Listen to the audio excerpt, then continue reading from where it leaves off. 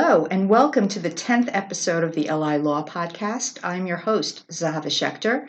The premise of this podcast is to feature issues, developments, and topics affecting the law and how it relates to the 8 million of us who live and work on Long Island, New York, which includes Nassau, Suffolk, Queens, and Kings County. If you live or work on Long Island, this podcast on local and state legislative and judicial decisions is for you. Our guest on this 10th episode is Ann Ball, Esquire, who represents clients on Long Island and New York City in serious injury cases as well as in cases of nursing home abuse and neglect. Ann tells us what we should and should not do if we're involved in a car accident or if we or a loved one is residing in a nursing home. Please check out the show notes for a full description of Ann's credentials and contact information. Please keep in mind we will not be providing any legal advice to specific questions. Ann, welcome to the podcast. Thank you for having me. I'm delighted to be here. Great, so let's get right into it. What are 3 tips you would give our listeners who are involved in a motor vehicle accident and may be injured? The very first thing is you need to call the police. Even if you think the liability situation is straightforward. I've seen many cases where even on a hit in the rear, the other driver claims that you backed into them. You'd be surprised how often that actually happens. So when there's a police report, a lot gets sorted at the scene. The second thing is get medical attention. Don't wait. If you think that you're injured, make sure that you tell the police. They will have an ambulance come for you. And then the third thing, if you can do it, is try to get pictures at the scene. It removes a great many items of doubt that tend to arise later on where disputes sometimes come up concerning the points of impact or where the crash happened. And that can be crucial later on because by the time we get involved as lawyers, it's happened already. And it's your word against theirs, and the plaintiff, the proponent, or the claimant has the burden of proof. And what that means is that you have to show that it's more likely than not that everything happened the way that you said it does. And if the other driver does not have insurance, am I correct that New York is a no-fault insurance state? Yes, New York is a no-fault insurance state, and that's true whether or not the other individual is insured. What that means is that your medical bills and lost wage expenses are paid through your own insurance policy. If the other driver is uninsured, however, everyone in New York State has what's called a supplemental uninsured, underinsured provision on his or her policy. So if that other driver is uninsured, your policy would then come in up to the limits that you have. Now, I would say purchase the maximum limit that you possibly can on the SUM/UIM provision, which is the supplemental uninsured, underinsured provision, because it's very inexpensive and they don't tell you about it. They, meaning the insurance carrier or the agent, does not normally mention it to you, but it is invaluable if you get involved in an accident with somebody who is either uninsured or underinsured. Why wouldn't the insurance agent tell the insured about that part of the insurance? Because the risk is unlimited for a very inexpensive policy because you don't know who the other driver is going to be and you're paying a very inexpensive premium and the risk is straight up with very little recompense for the insurance carrier. So they're really, frankly, in my opinion, not interested in selling the coverage. Interesting. And what is the amount for the policy limit that you're recommending? Well, they will never sell you more than you have for your own limits. So if your carrier will sell you up to your own bodily injury limits, purchase it. And you should always take the opportunity then to re-examine your own bodily injury limits because people don't think that they're going to get involved in a crash, but the fact is that sooner or later they frequently do, and you don't want to be caught with an inadequate amount of coverage for yourself because anybody could make a claim against you. Proving it is another matter, but still, you need to be protected. So this works even if you are not at fault, if someone else hit you. This insurance coverage covers you, correct? Oh, absolutely. It certainly does. And then worst case scenario where you are struck, for example, as a pedestrian and maybe you don't have your own policy, then the New York State MVAC, Motor Vehicle Accident Indemnification Corporation, comes in. But they are the absolute last resort. If there's no other insurance anyplace else, they come in on it. What about writing down the other driver's name, contact information, and insurance company? Is that just passé now because the license plate will tell the police all of that information? If the police are called, then you don't need to do it. However, many times, especially in the boroughs, the wait time for a police car to respond is lengthy, and the people can't or won't wait, and sometimes it's not safe to do so depending on where you are. So in that case, absolutely, you should get as much information as you possibly can. License plate, name, address, and the insurance information, if they will give it to you, their policy number. When the police do come, what do you tell the police or refrain from saying to them? Well, they'll ask you what happened, and you tell them. I was stopped and hit in the rear, for example. Or I was waiting to make a left turn and I was struck. Honesty is always the best policy. What if you think that you're okay at the time of the accident, but only realize afterwards that you may be injured? Oh, that happens all the time. There's so much adrenaline and emotion running at the scene that many people don't realize that they're hurt. As soon as you realize that you do, go to a hospital and get checked out, or go to see your primary care physician. Why is it important to see an attorney, personal injury attorney, fairly quickly after the accident occurs? Because you'll be contacted normally by the other person's insurance carrier. Some of them are really very aggressive in reaching out to the injured party, and many of them try to get you to sign a release for very little money. And I've had that happen where someone came into the office and we sent a letter of representation, and the carrier contacted me and said, well, that's all fine, but your client has signed a release.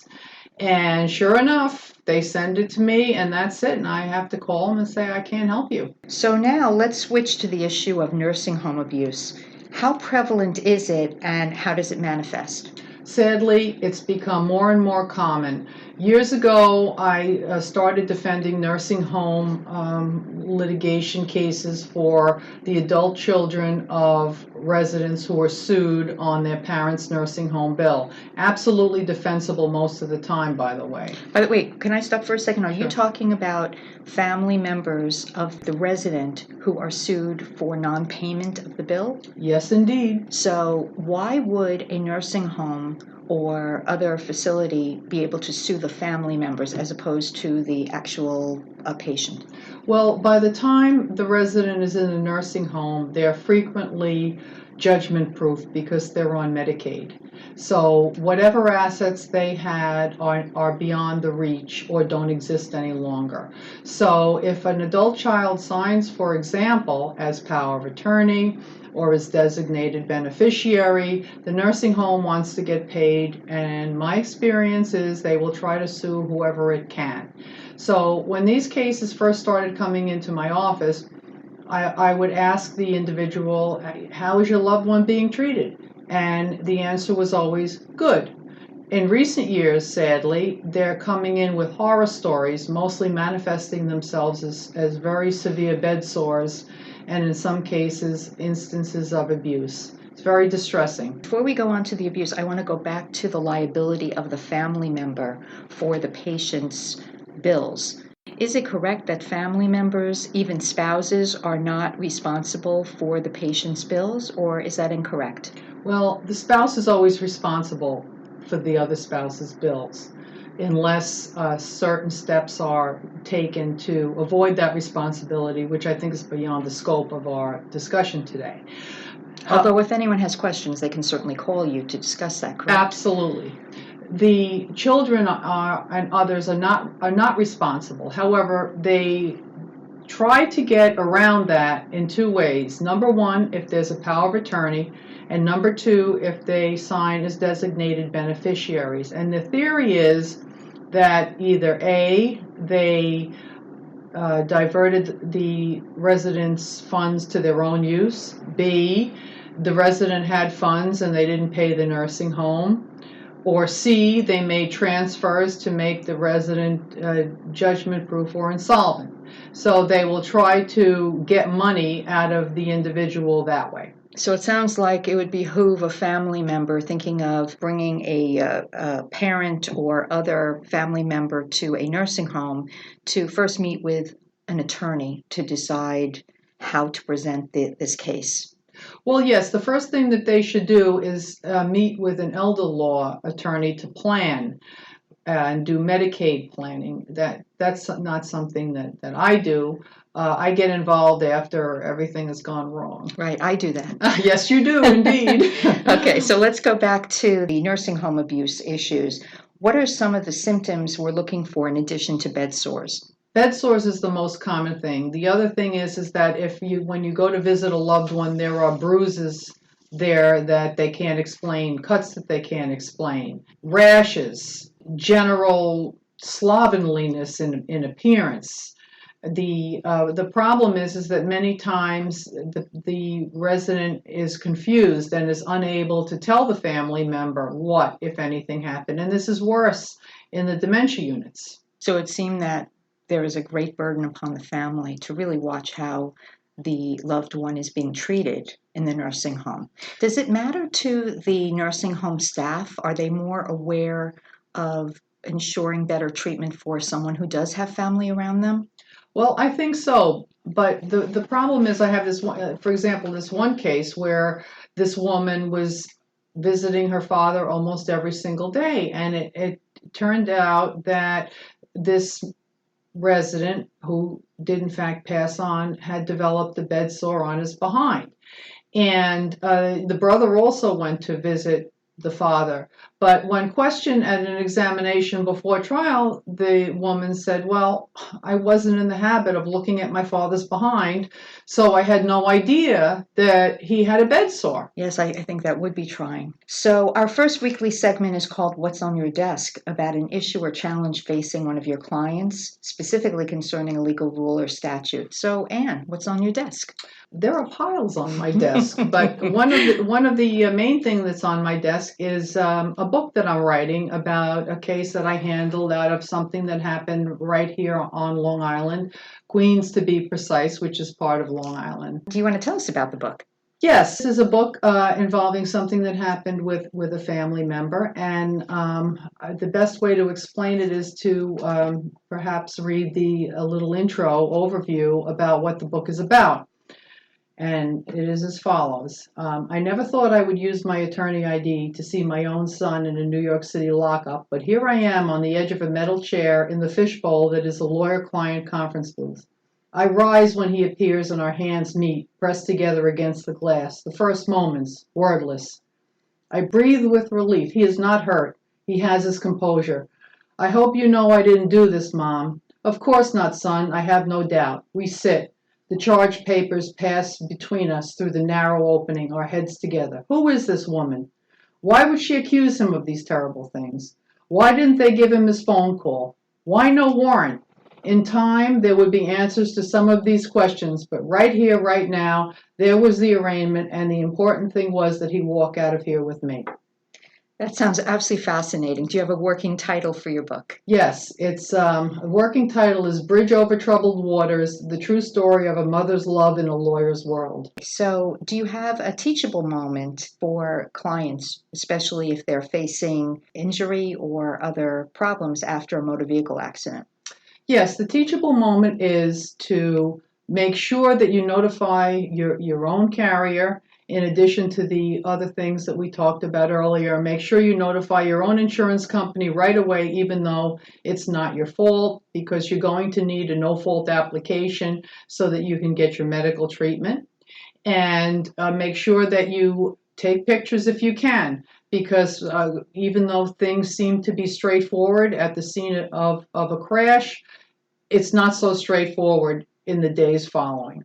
Okay, and you and I had also discussed the importance of telling the emergency room staff or subsequent doctors about your physical complaints? Oh, that is of critical importance. I'm glad that you brought that up, because what happens is if you don't complain about everything to all your doctors, then the insurance carrier, and I'm talking about your own insurance carrier, the no-fault company now, will sometimes question causation. That if the complaint is not made, they will try to say frequently, it's not from the accident, it's from something else, and you're looking to pin it on that. And I've had that problem come up recently where the individual didn't report to any doctor concerning what she was complaining about, arguing, well, I already had an appointment with the hand surgeon, so why should I mention it to anybody else? Well, the no-fault insurance carrier took issue with it because this woman had had a prior fracture at that location, and they were trying to pin it on that. So is the argument there that the injury was not caused by this particular accident, but by a prior incident? yes. So on the flip side, Anne, I find it's not always a good idea to report health issues in the estate planning realm, and here's the rub. I recommend to many of my estate planning clients that they consider applying for long-term care insurance. The insurance companies require that an applicant's physicians provide copies of office and treating notes, which sometimes disclose illnesses or conditions which prevent the applicant from qualifying for insurance. So it seems to me that a patient has to be careful what he or she reports, keeping in mind that all doctors' records will be available to insurance companies in the future. What do you see in terms of insurance companies' responses to clients who have pre-existing health conditions? We just discussed this issue of causation. Do you find that insurance companies try to disclaim coverage? Well, it's not that they always disclaim coverage. It's just that they try to say that the injury was primarily caused by a prior event or prior illness, and their responsibility to compensate the injured party has been reduced by the percentage that they claim. But there's ways around it. You have to be able to document your medicals. As a lawyer, you have to understand the medicine. Bottom line, you have to understand the medicine. And it sounds like there's a comparative issue of injury, meaning even if you had a pre-existing condition that would not disqualify you from a lawsuit based upon the injury, there just may be an issue as to how much was caused or what percentage you would be entitled to remedy.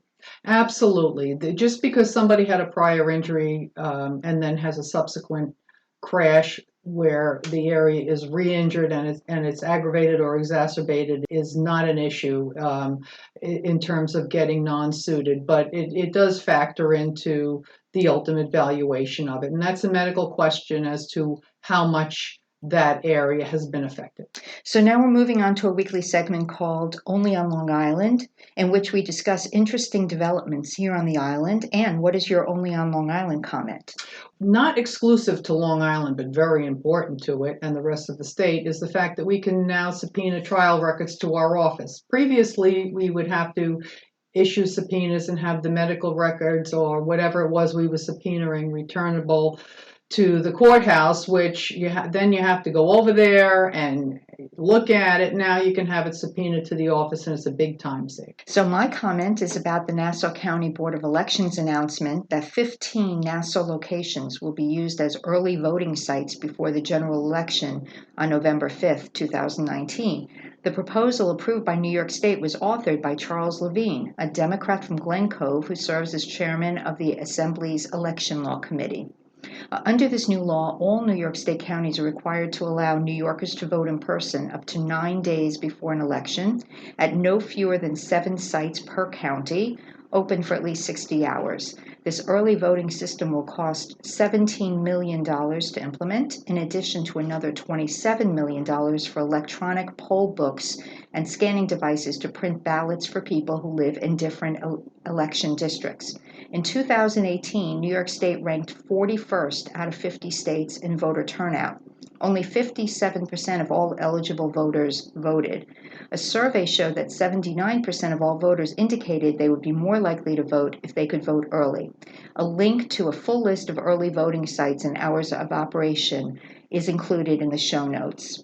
Thank you, Anne. That's it for our 10th episode. We appreciate your coming on the podcast. Listeners, be sure to look at the show notes for Anne's contact information. And to our listeners, be sure to download this podcast on iTunes, Stitcher, or wherever you get your podcasts. While you're there, please rate us with a review that might start. I was on my way to surf at Third Beach in Mattituck when I heard on the LI Law podcast that sharks were seen in about 4 feet of water just a few yards offshore. Thanks for the warning. The LI Law podcast cannot protect you from the sharks in the water, but we can inform you about everything Long Island. We are your source for local tips which educate and entertain. Thanks for listening.